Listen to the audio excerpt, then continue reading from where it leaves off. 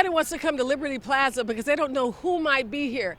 Vernon Jones was here today, not only announcing his candidacy, but saying the Capitol, Brian Kemp, the governor of the state of Georgia, has to do something about election integrity within Georgia. Good morning, Georgia.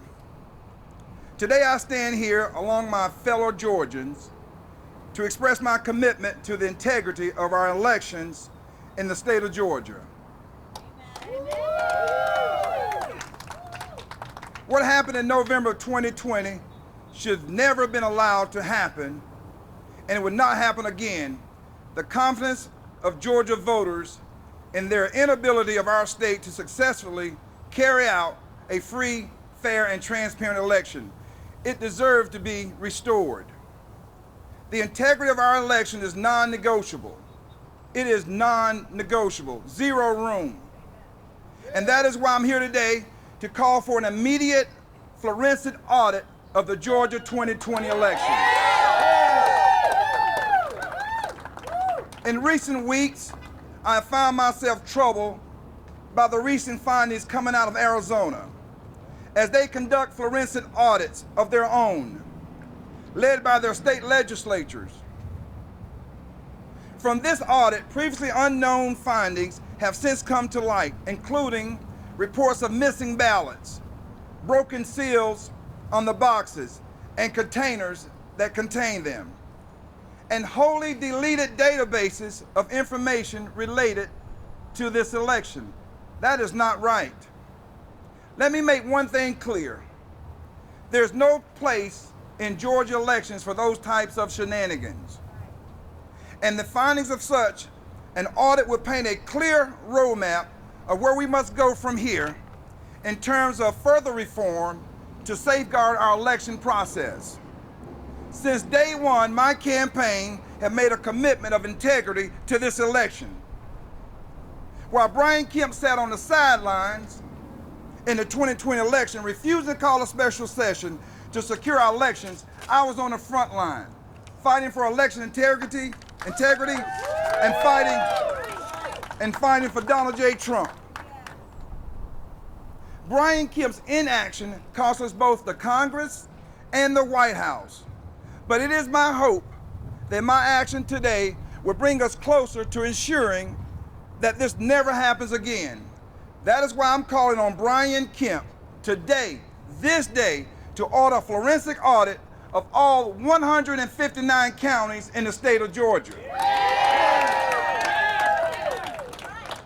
Over 50% of this state population do not trust the election process. We have seen Stacey's law supersede state law. That is un-American. That's an disputed violation of our Constitution. And I'm here with these patriots today, Georgians, who care about our election process. This is not a third world country. This is the state of Georgia in the United States.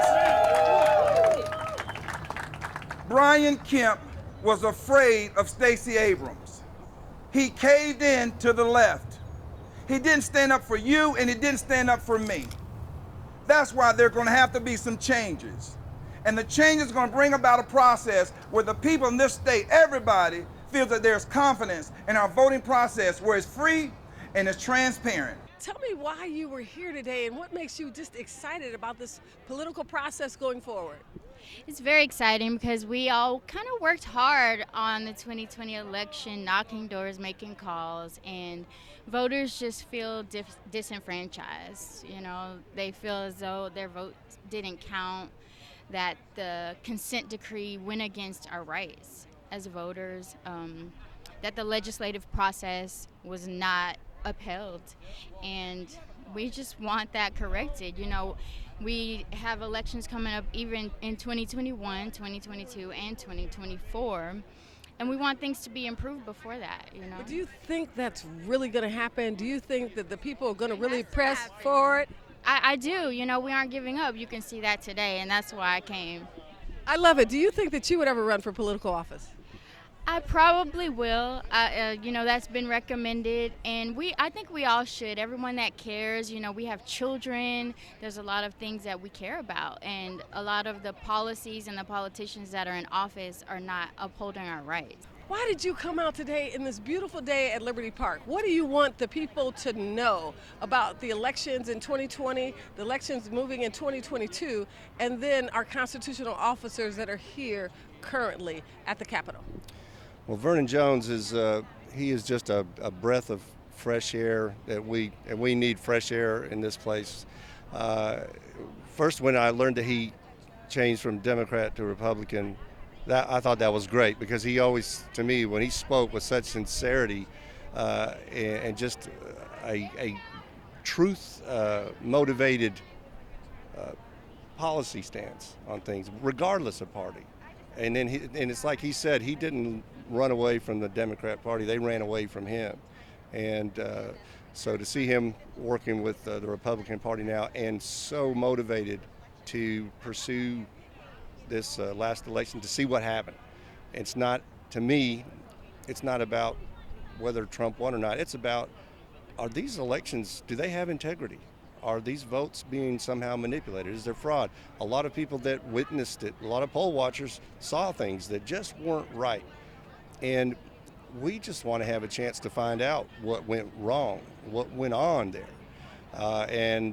So what he hopes to do, what Vernon hopes to do, is get the statewide audit, and also to have the settlement agreement reviewed, which needs reviewing. Most people just hear about it, but they haven't really read it. And when you read it, there are parts in there that they're just mind-boggling, because it's like a 2 out of 3 majority gets to decide if a vote is good or not. And if the 2 out of the 3 are Democrats, that means it doesn't matter what that vote looks like. It counts. Things like that.